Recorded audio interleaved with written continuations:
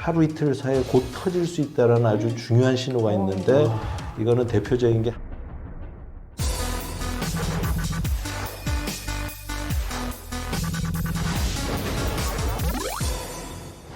낭만 닥터는 김사부, 신경외과 의학 전문은 신사부. 의사 출신 동아일보 이진한 의학 전문 기자입니다. 안녕하세요. 헬스조선의 의학 전문 기자 이금숙입니다. 오늘도 신경외과 분야 최고의 전문가들을 모시고 이 신경외과 신사부의 문을 열겠습니다. 자, 오늘의 주제 아직 파열되지 않은 아주 미파열 내 동맥류에 대해서 다뤄보도록 하겠습니다.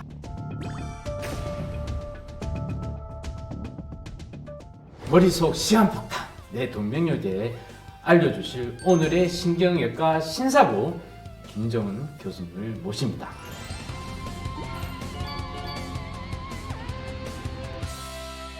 오늘 주제가 바로 뇌혈관이 부풀어 오르는 뇌동맥류라고 하는데 실제로 이 배우 안재욱 씨가 이 병을 앓았다고 해서 굉장히 좀 유명한 질환이에요. 네네네. 그렇죠. 우리 저번 시간에 뇌 동맥류 좀 듣긴 들었는데 아까 미파열 뭐 그러기도 한데 이게 뭔지 모르겠네요.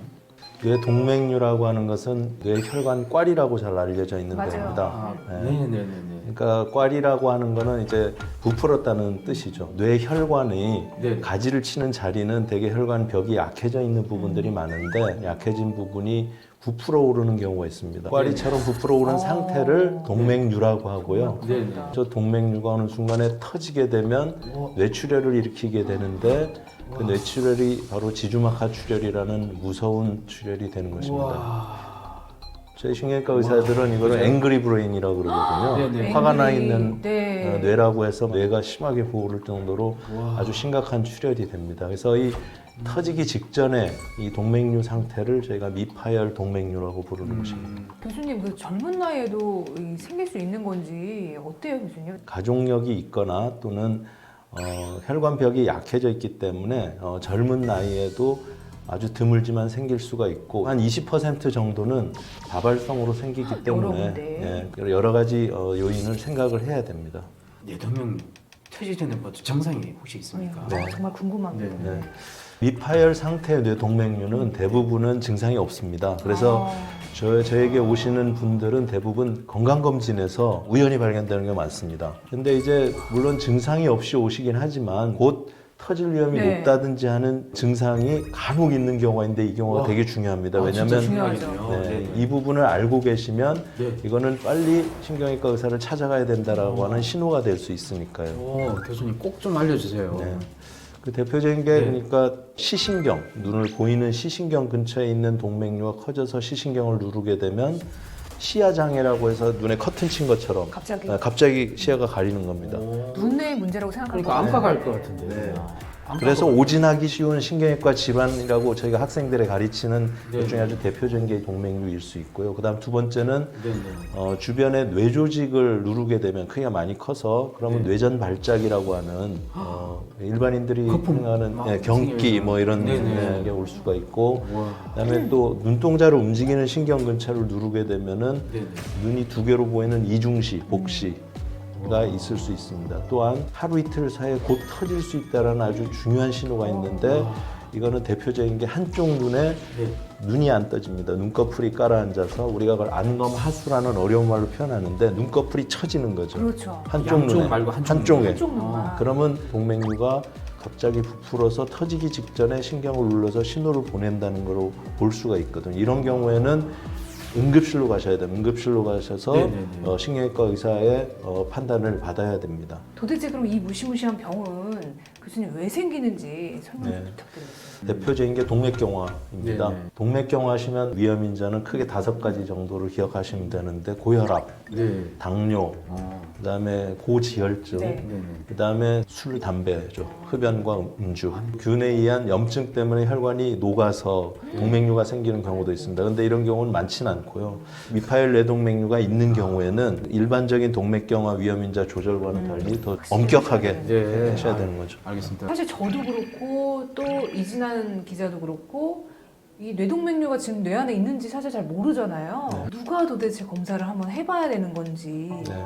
가족 중에 2분 이상이 이런 뇌동맥류가 있거나 아니면 지주막하 출혈의 병력이 있는 경우에 또는 다낭신이라는 게 있습니다. 신장, 콩팥, 네네. 콩팥에 주머니들이 여러 개 막 생기는 그런 질환인데 그런 경우에는 이 뇌혈관의 동맥류가 잘 생깁니다. 그래서 그런 다낭신 환자가 가족력이 아까처럼 2분이 아니고 1분만 있다 하더라도 이런 경우 선물 검사의 대상이 되는데요. 네네. 저 개인적으로는 요거에 추가해서 특히 일본하고 한국의 이 동맥류가 호발합니다. 많이 발생해서 와. 일본 같은 경우에는 40세 이상에서는 MRI로 건강검진을 한 번은 해보는 거를 추천하거든요. 그래서 네네. 그거에 따라서는 40세 이상에 대해서는 이게 퇴행성으로 생기는 거기 때문에 한번 MRI를 한번 해서 확인을 해보는 게 좋지 않을까 하는 거는 저 개인적으로는 그렇게 환자분들께는 추천합니다. 그래서 이런 검사를 통해서 제가 이제 알게 됐다고 했을 때 이제 어떻게 결정을 하십니까? 대표님? 네. 건강검진했는데 뇌 동맥류가 발견되면 대개는 건강검진센터에서 머리에 폭탄이 있으니까 빨리 가서 해결하지 않으면 큰일 납니다라고 얘기를 듣고 오시게 되는데요. 네네. 무조건 동맥류가 있다고 터지고 돌아가시니까 수술해야 됩니다, 시술해야 됩니다는 아니고 경과를 보고 특별하게 문제가 없는 경우도 많거든요, 제 환자분들은. 그래서 그 부분을 판단하는 게 중요하고 치료라는 게 약물 치료는 없습니다, 현재로서 동맥류에 대해서는.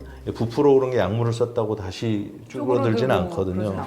그러니까 결국은 수술이나 시술로서 치료를 하게 되는데 그거가 수술, 클립술이라고 하는 수술, 그다음에 시술, 색전술이라고 하는 시술 이 2가지가 있습니다. 우리 저번 시간에 그 배울- 클립 요거는 맞아요. 직접 네. 한번 직접 봤는데 그 색전술은 어떤 건지 한번 좀 준비해 보신 게 계신가요? 네, 저희 부풀어 오른 부분이 동맥류죠. 아, 네네네. 그러면 저렇게 이 관을 혈관을 통해서 관을 올려서 관 안에서 네. 우리가 대개는 백금으로 만든 코일이라고 하는 거를 코일. 예. 아, 넣어서 채운 다음에 모양이 네. 잘 잡히면은 네네. 전기를 흘려들어서 지금 바짝하게 저렇게 끊어내는 겁니다, 하나씩. 네네. 그래서 그 안에 틈이 없게 채워 넣는 거죠. 이 부푼 그리고 터지지 않는 이 뇌혈관 그냥 두기도 찝찝하고 그죠? 그러니까 이게 그거 갖고 불안할 살아야 것 되는 같은데. 게. 이거를 그냥 둬도 될지 네. 아니면 치료를 해야 될지죠. 왜냐하면 미파일 뇌동맥류는 몇 가지 논문에 몇 미리 이상은 잘 터지고 몇 미리는 잘 안 터지고 이런 논문들은 발표된 게 있는데요. 네네. 저는 개인적으로는 크기 외에도 모양은 동그랗게 예쁜 경우가 있고 중간중간에 울퉁불퉁하게 우리가 수포처럼 네. 중간에 튀어나와 있는 경우 이런 네. 경우는 아마 얇아진 데서 더 얇아진 걸 의미할 수가 더안 있겠죠. 좋을 수 있는. 네.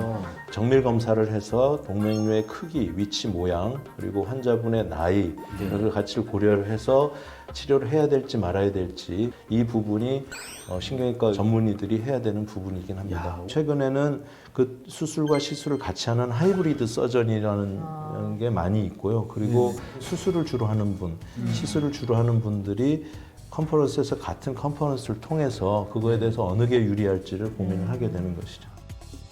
아직 치료가 필요하지 않은 미파열 뇌동맥류를 가지고 있는 분들 생활 습관 관리 말씀 좀 부탁드리겠습니다. 네. 특히 이런 환절기에 이런 미파열 동맥류가 파열되는 경우가 많다고 알려져 있습니다. 네. 그 이유는 고혈압 같은 경우는 혈압이 변동이 있을 수가 있거든요. 그게 제일 대표적인 게 갑작스러운 체온 변화이거든요. 그래서 이런 환절기에 갑자기 추워진 때는 야외 활동을 할 때 좀 따뜻히 입고 간다기 또는 살을 뺀다고 한증탕에 가서 막 뜨거운 데서 참고 이렇게 있는 미파일 동맥류 있는 분들은 이런 갑작스러운 체온 변화 이런 거는 좀 자제하시는 게 좋고 술 담배 하시는 분은 술 담배 끊으시는 게 좋고요. 그 다음에 경과는 이제 정기적으로 해서 이제 MRI 같은 걸 찍으면서 변화가 있는 걸 봐야 되는데 그런 정기 검사는 계속해서 잘 받아야 되는 게 주의할 점이라고 볼 수 있겠습니다. 네, 오히려 그 미파열 뇌 동맥류로 인해서 더 몸이 건강해지는 건강해지는 어떤 계기가 될 수 있다라고 또 늘 긍정적으로 생각하면 좀 불안한 마음 좀 가실 것 같습니다. 대한신경외과에서 야심차게 준비한 거죠. 신경외과. 신사부 자, 다음 주에도 대한민국 신경외과 교수님을 모시고 알찬 정보와 함께 돌아오도록 하겠습니다. 구독과 좋아요는 알림 네? 제가 하는 거예요, 그러면? 알림 설정. 자, 우리 항상 끝나기 전에 시작한 거 있죠? 네, 구독과 좋아요. 알림 설정은 사랑입니다. 남강 닥터 김사부, 신경외과 신사부. 다음 주에 뵙겠습니다. 감사합니다.